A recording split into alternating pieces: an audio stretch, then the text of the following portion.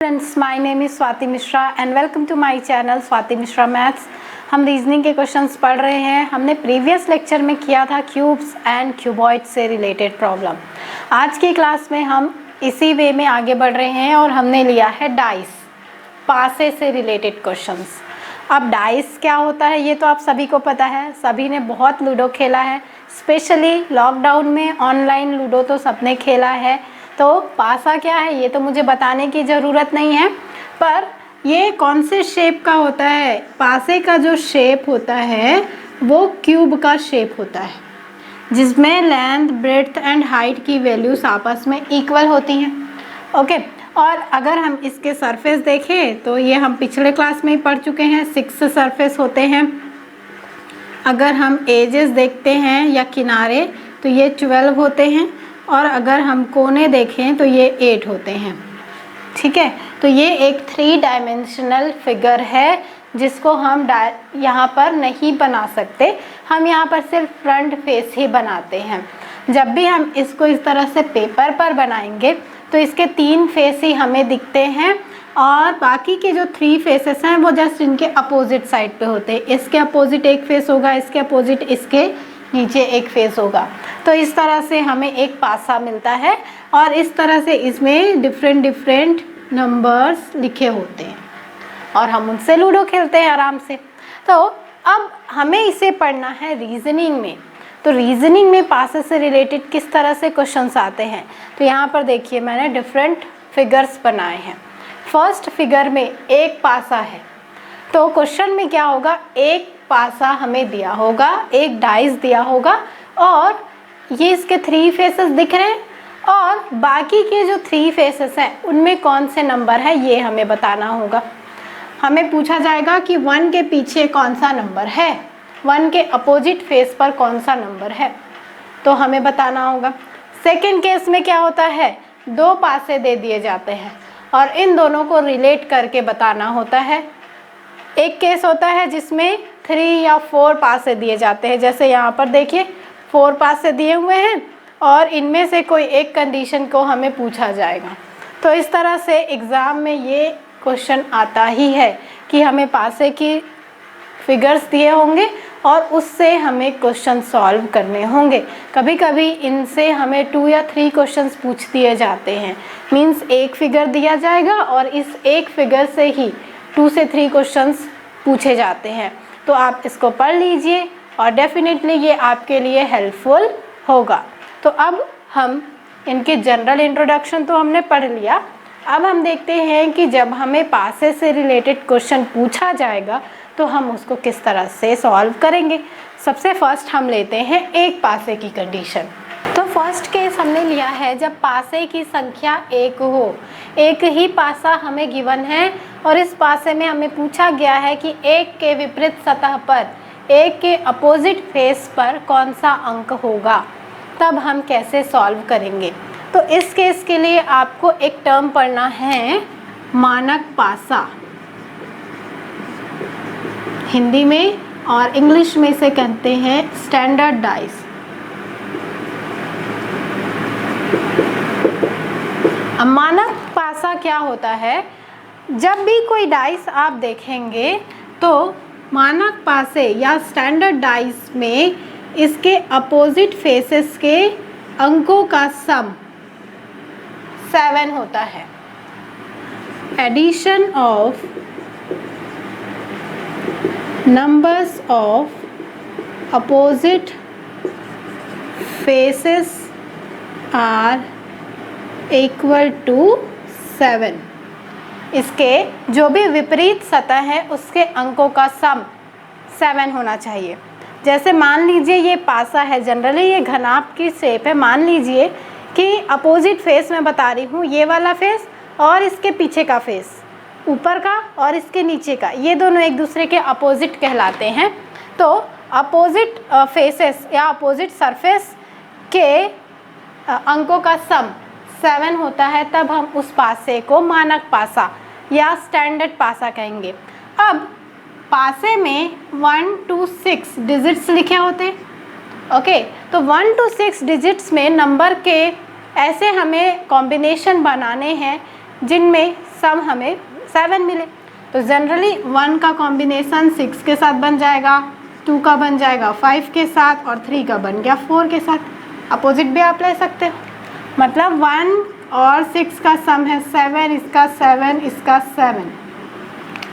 अब इससे हम क्या समझ गए कि जब भी कोई पासा मानक पासा होगा उस केस में 1 के विपरीत सतह पर 6 होगा, 2 के विपरीत सतह पर 5 है, 3 के विपरीत सतह पर 4 है।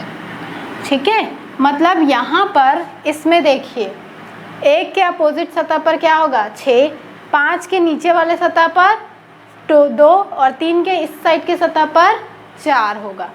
पर हमें कैसे पता चलेगा कि कोई भी पासा मानक पासा है कि नहीं? इसके लिए क्या करेंगे, देखिए जो भी आपको क्वेश्चन में पासा दिया होगा, जो भी डाइस दिया होगा, उसके जो फेस आपको दिख रहे होंगे उसके अंकों का सम कर लीजिए। जैसे 1 + 3 करते हैं, या 3 + 5 करते हैं, या 5 + 1 करते हैं। अब इसको देखिए, तो ये 4 आ गया, ये 8 आ गया, ये 6 आ गया, तो यहाँ पर कोई भी 7 नहीं आया। तो जब आप एडजेसेंट सरफेस या लगे हुए सरफेस जो एक दूसरे से लगे हुए हैं उनके अंकों का सम करेंगे और वो 7 नहीं मिलता, तो हम इस पासे को कहते हैं मानक पासा। तो मानक पासा का 2 डेफिनेशन हमने देखा। फर्स्ट डेफिनेशन में क्या पढ़ा कि इसके अपोजिट सरफेस या अपोजिट विपरीत सतह के अंकों का सम 7 होता है। सेकंड परिभाषा हमने क्या पढ़ी कि इसके जो लगे हुए सरफेस हैं, एक दूसरे से जुड़े हुए जो सरफेस हैं, उसका सम 7 नहीं आना चाहिए। ओके, जैसे ये एक पासा है, इसका मान लीजिए कि ये 3 फेस आपको दिख रहा है, ये, तो इसका और इसका सम किया तो ये 7 नहीं आना चाहिए, पर इसका और ऊपर का सम किया तो 7 आना चाहिए। तो वो पासा कहलाता है मानक पासा। जनरली एग्ज़ाम में जो क्वेश्चन आते हैं वो मानक पासा से ही आपको रिलेट करके दिया जाता है। तो आप ये याद रखिएगा कि 1 के अपोजिट 6 है, 2 के अपोजिट 7 है, 3 के अपोजिट 4 है, 2 के अपोजिट 5 है और 3 के अपोजिट 4 है। सबका सम 7 होना चाहिए। तो ये आप समझ गए। एक क्वेश्चन देखिए, अब इस पासे में हमें पूछा गया है कि 1 के विपरीत सतह पर कौन सा अंक होगा। तो देखिए, अगर हम इनका सम करते हैं 1 + 3 4 मिलेगा, 3 + 5 5 है, 3 + 2 5 है, 2 + 1 3 है। मतलब ये एक मानक पासा है क्योंकि इसके एडजेसेंट अंगों का सम 7 नहीं मिल रहा है, तो ये एक मानक पासा हो गया।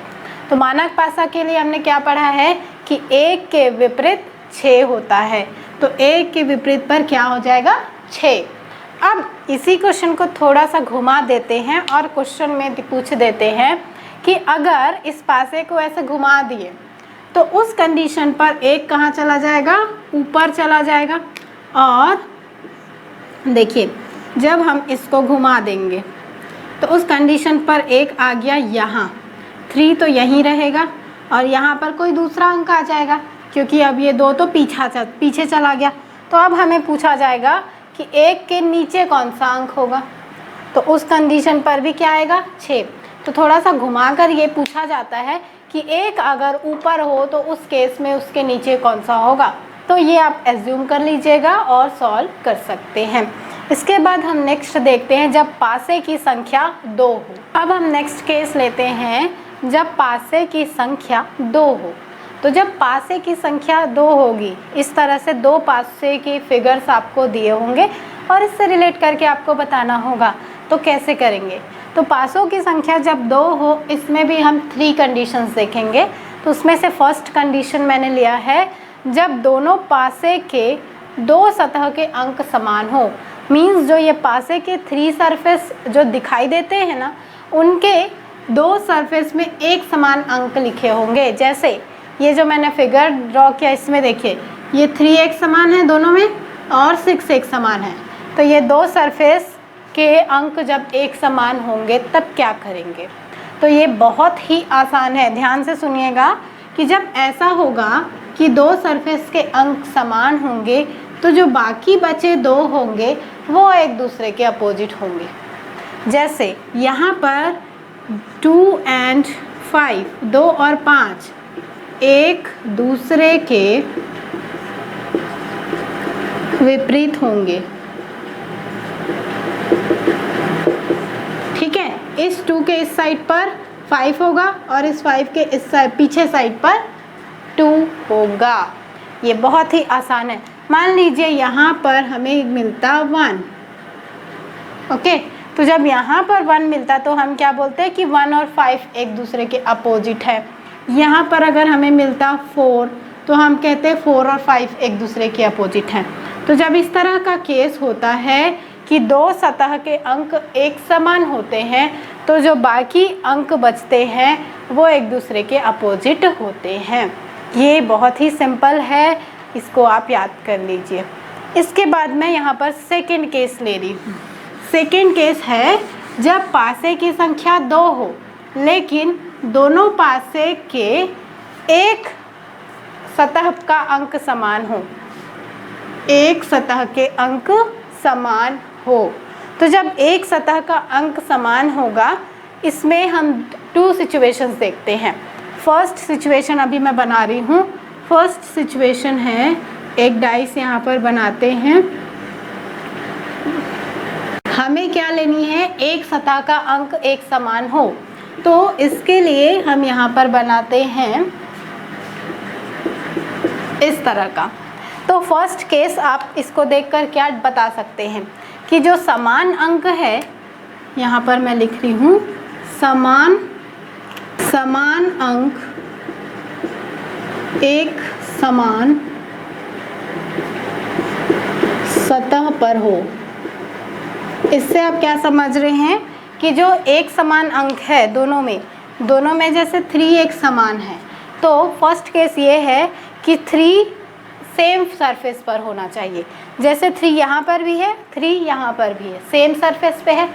सेकंड केस क्या होता है, जब ये समान सतह पर ना हो, मतलब एक फिगर में 3 यहाँ होगा, दूसरे फिगर में 3 यहाँ होगा, इस तरह का केस। तो पहले हम इस केस को देखते हैं कि जब समान अंक जो है वो एक समान सतह पर होता है।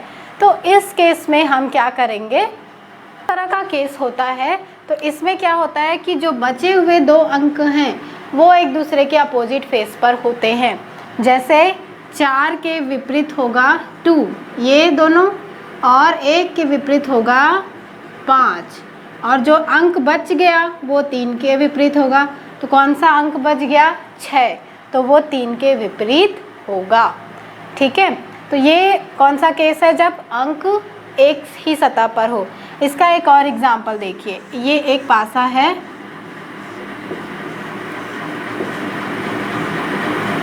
इसमें हमें अंक मिल रहे हैं 4, 5,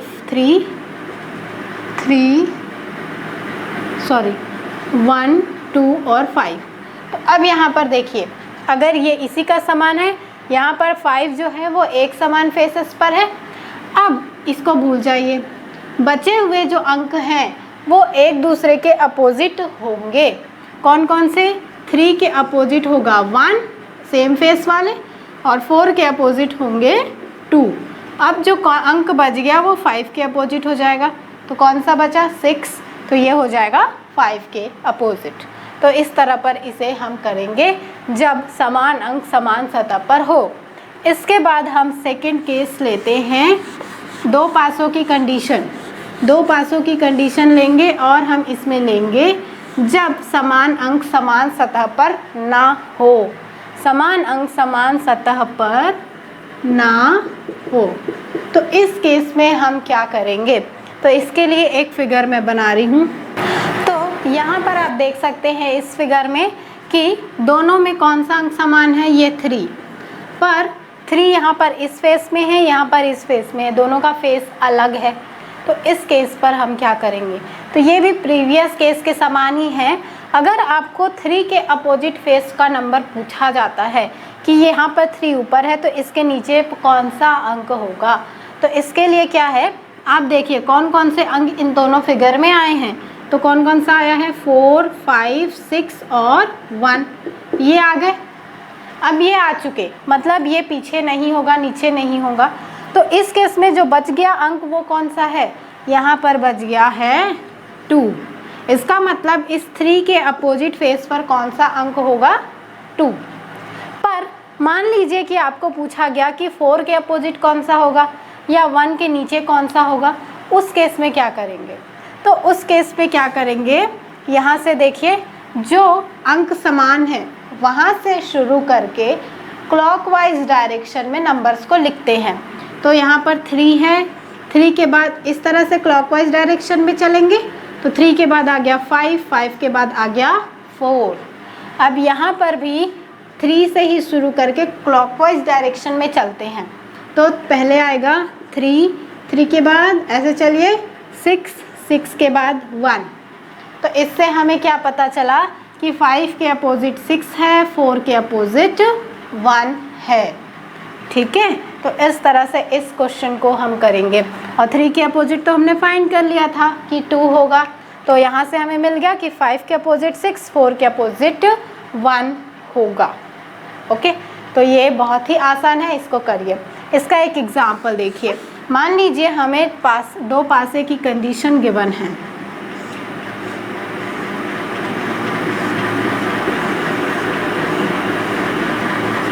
यहाँ पर इन दोनों में 4 एक समान है, पर ये 4 अपोजिट फेसेस पर है, मतलब डिफरेंट फेसेस पर है। तो इस कंडीशन पर अगर हमें बताना है कि 2 के विपरीत सतह पर कौन सा अंक होगा, 2 के विपरीत अंक अगर हमें बताना है, तब हम कैसे करेंगे। ये वाला मेथड जो मैंने आपको बताया कि जो समान अंक है उसको लिखिए और वहाँ से क्लॉकवाइज डायरेक्शन में अंक को लिखिए। तो यहाँ पर ये 4 समान है और यहाँ से इस तरह से क्लॉकवाइज डायरेक्शन में चलेंगे तो ये हो गया 1, फिर ये हो गया 5। सिमिलरली यहाँ पर ये 4 समान है, यहाँ से क्लॉकवाइज चलेंगे तो आ गया 3, फिर 2। दैट मीन्स कि 1 के अपोजिट होगा 3 और 2 के अपोजिट होगा 5, या 5 के अपोजिट 2 है तो यहाँ पर 2 के विपरीत कौन सा अंक आ गया, 5। ओके, तो इस तरह से इस क्वेश्चन को कर सकते हैं। तो ये क्लॉकवाइज डायरेक्शन का जो फंडा है ये आप याद रखिए, इससे आप कर सकते हैं। इसके बाद हम थर्ड केस देखते हैं, जब पासे की संख्या 2 से अधिक हो, मीन्स 3 हो, 4 हो, उस केस में हम कैसे करेंगे। तो नेक्स्ट केस हम लेते हैं जब पासे की संख्या 3 या 3 से अधिक हो। तो हमने यहाँ पर 3 पासे लिए हुए हैं, ये फर्स्ट, ये सेकेंड और ये थर्ड। इनसे रिलेटेड हमें 3 क्वेश्चंस दिए हैं। 6 के विपरीत कौन सा अंक होगा, 2 के विपरीत कौन सा अंक होगा और आकृति 1 में नीचे की सतह पर कौन सा अंक होगा। तो जब इस तरह का पासा होता है जिसमें हमें 2 या 2 से अधिक मिलते हैं, 3 या 3 से अधिक मिलते हैं, तो हम पहले इन 2 को देखते हैं। ठीक है, आप इन दोनों को देखिए। तो इन दोनों में अगर हम देखेंगे तो ये 6 एक समान है और 3 एक समान है। मतलब ये कौन सी कंडीशन हो गई कि 2 पासे गिवन होंगे और दोनों के 2 सरफेस के अंक समान होंगे। तो जब 2 सरफेस के अंक समान होते हैं तो हमने क्या पढ़ा था कि इनके जो बचे हुए 2 अंक हैं वो एक दूसरे के विपरीत होते हैं। तो इससे हमें क्या मिल गया, 2 के विपरीत 5 होगा। ओके, अब इसके बाद हम फिगर 2 और फिगर 3 को देखते हैं। तो इन दोनों में भी देखिए कि यहाँ पर ये 5 एक समान है और ये 3 एक समान है। बचा क्या, 6 और 4। तो फिगर 2 और 3 से हमें क्या मिला, 6 के विपरीत 4 होगा। अब बचे हुए नंबर एक दूसरे के विपरीत हो जाएंगे तो हमें क्या मिला, 3 के विपरीत 1 होगा। तो ये निष्कर्ष हमें इन तीनों फिगर से मिला। तो जब आपको इस तरह से 3 या 4 फिगर दिए होंगे तो आप 2-2 को लेकर सॉल्व करिएगा और फिर उससे निष्कर्ष निकालिएगा। तो यहाँ पर हमें मिला 2 के विपरीत 5, 6 के विपरीत 4 और 3 के विपरीत 1। अब हमें क्वेश्चन में पूछा गया है 6 के विपरीत अंक कौन सा होगा। तो 6 के विपरीत हमें क्या मिला, 4। फिर इसमें पूछा है 2 के विपरीत, तो 2 के विपरीत कौन सा अंक है, 5। फिर हमें पूछा गया है आकृति 1 में नीचे की सतह पर कौन सा अंक होगा। तो आकृति 1 है ये, इसमें नीचे की सतह के लिए हमें ऊपर का सतह देखना है। ऊपर की सतह पर है 3, तो नीचे की सतह पर कौन सा अंक हो जाएगा? 1। ठीक है, इस तरह से इस क्वेश्चन को हम कर सकते हैं। तो अगर 3 फिगर दिए होंगे तो 2-2 को लेंगे और सॉल्व करेंगे। इसके बाद मैं एक और एग्जांपल ले रही हूँ जिसमें 4 फिगर्स दिए होंगे। तो नेक्स्ट क्वेश्चन में देखिए, हमें यहाँ पर 4 पासे दिए हुए हैं और हमें पूछा गया है 6 के विपरीत कौन सा अंक होगा। तो यहाँ पर मैंने आपको बताया था कि आप 2-2 पासे लेकर सॉल्व करिएगा। तो अगर हम इन दोनों पासों को देखें, पहला और दूसरा, तो इन दोनों पासों से हमें क्या मिल रहा है कि 6 दोनों में हैं, 2 दोनों में हैं। तो हमने क्या पढ़ा था कि जब 2 फेसेस के अंक एक समान होते हैं तो जो बचे हुए 2 अंक हैं वो एक दूसरे के अपोजिट होते हैं।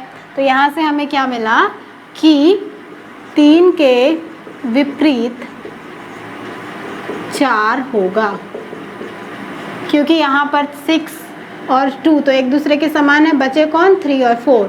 तो 3 और 4 एक दूसरे के विपरीत होंगे। फिर हम आते हैं सेकेंड और थर्ड फिगर पे। तो इनमें भी देखिए 6 एक समान है, 4 एक समान है, तो जो बचे हुए 2 अंक होंगे वो एक दूसरे के विपरीत होंगे हमारे रूल के हिसाब से। तो हमने लिखा 2 के विपरीत 5 होगा। ओके, अब इन दोनों से हमें क्या मिला कि 6 के विपरीत जो बचा हुआ अंक है वो होगा, और कौन सा है? 1। पर हम चेक भी करेंगे, तो इसके लिए हम आते हैं थर्ड और फोर्थ फिगर पे। तो थर्ड और फोर्थ फिगर में आप देखेंगे कि एक ही अंक एक समान है, यहाँ पर 4 एक समान है। तो जब इस तरह का केस हमने देखा था कि जब एक फेस का अंक समान होता है तब हम क्या करते हैं कि इसको क्लॉकवाइज डायरेक्शन में लिख लेते हैं। तो इस 4 से शुरू करेंगे और क्लॉकवाइज डायरेक्शन में हमने इस तरह से लिख लिया। इस यहाँ पर भी 4 से शुरू करके इस तरह से क्लॉकवाइज डायरेक्शन में हमने लिख लिया। तो हमें यहाँ से मिला कि 6 के विपरीत 1 है, 5 के विपरीत 2 है। इसका मतलब हमारा ये जो मानना था कि 6 के विपरीत 1 होगा वो सही है। तो इस तरह से जब आपको 3 से ज़्यादा फिगर गिवन होंगे या 3 फिगर गिवन होंगे तो आप 2-2 फिगर्स को लीजिएगा और उससे निष्कर्ष निकालिएगा। पर ये ध्यान रहना चाहिए कि जो भी आप बोलें वो सभी फिगर के लिए ट्रू हो। ऐसा नहीं है कि इसमें आ रहा है लेकिन इसमें नहीं आ रहा, तो फिर वो आंसर टोटली रॉन्ग होगा। जो भी आप यहाँ से कहें वो सभी में ट्रू होनी चाहिए, तभी आपका आंसर करेक्ट होगा। जनरली एग्ज़ाम में 2 पासे देते हैं और 2 पासे से रिलेटेड क्वेश्चन ही पूछा जाता है, तो इस तरह के क्वेश्चंस आप करिएगा। नेक्स्ट क्लास में मैं कुछ और क्वेश्चंस लूँगी जो इन पासे के डिफरेंट कंडीशंस पर होंगे, इसको रोटेट करके लिए होंगे और उसको हम सॉल्व करेंगे, जिससे आपका रीजनिंग का ये जो टॉपिक है डाइस, ये टोटली कंप्लीट हो जाएगा। और वैसे भी रिलेटेड क्वेश्चन नेक्स्ट क्लास में पढ़ेंगे। Thank you. आपको ये लेक्चर अच्छा लगता है तो कमेंट करके मुझे बताइए और इस लेक्चर को शेयर करिए। Thank you.